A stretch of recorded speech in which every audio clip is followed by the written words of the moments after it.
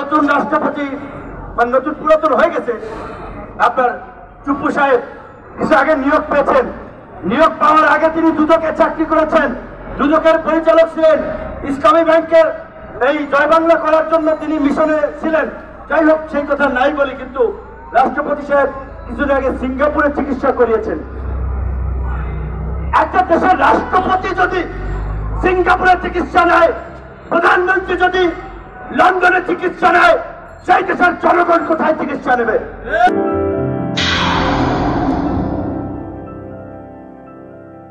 গত পরশুদিন চাঁপাইনবাবগঞ্জ গিয়েছিলাম।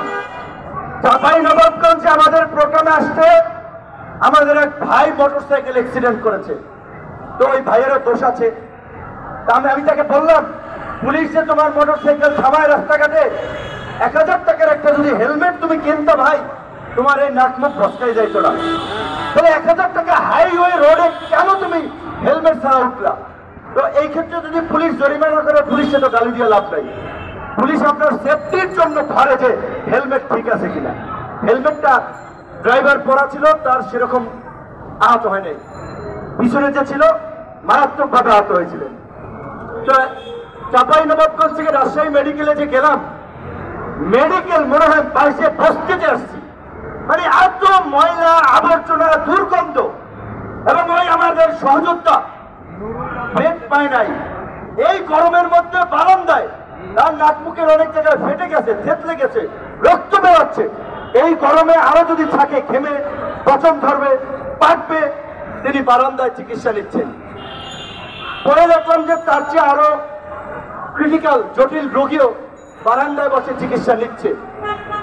ঢাকা মেডিকেলে তো এইখানে যারা আছেন সবাই গিয়েছেন নিশ্চয়ই।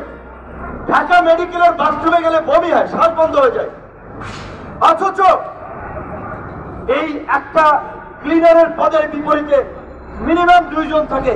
একজন ফুল টাইম, আরেকজন মাস্টার রোলে নিয়োগ দেওয়া হয়।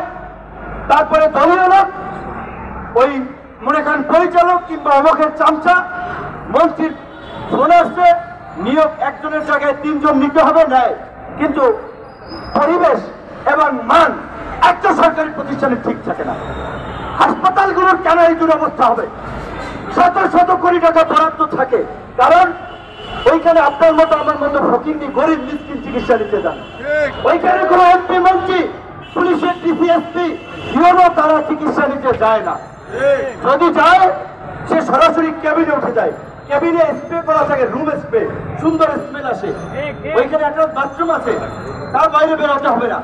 তো কাজে এই যে রাষ্ট্রের বৈষম্য, মুক্তিযুদ্ধের যে অঙ্গীকার ছিল বৈষম্যহীন রাষ্ট্র গড়ে তোলা, গণতান্ত্রিক ব্যবস্থার মধ্যে দিয়ে রাষ্ট্র পরিচালনা করা, কৃষক শ্রমিকের রাজনীতি কায়েম করা।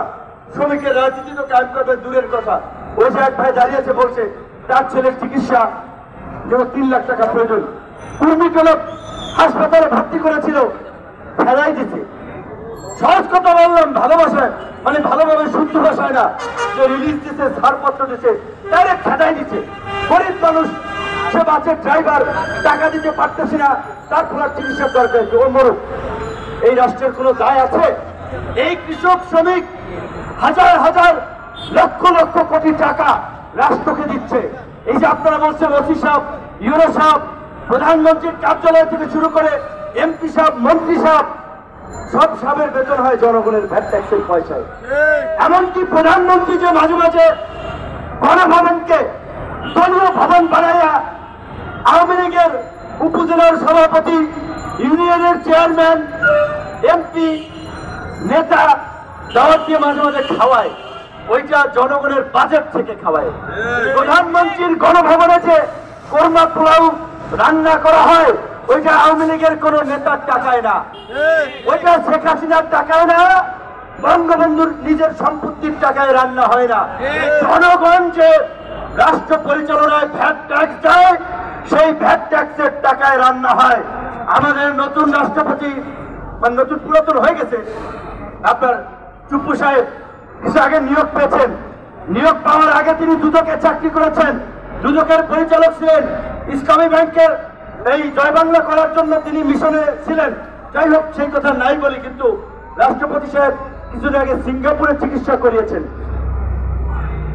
একটা দেশের রাষ্ট্রপতি যদি সিঙ্গাপুরে চিকিৎসা নেয়, প্রধানমন্ত্রী যদি লন্ডনে চিকিৎসা নেয়, সেই দেশের জনগণ কোথায় চিকিৎসা নেবে?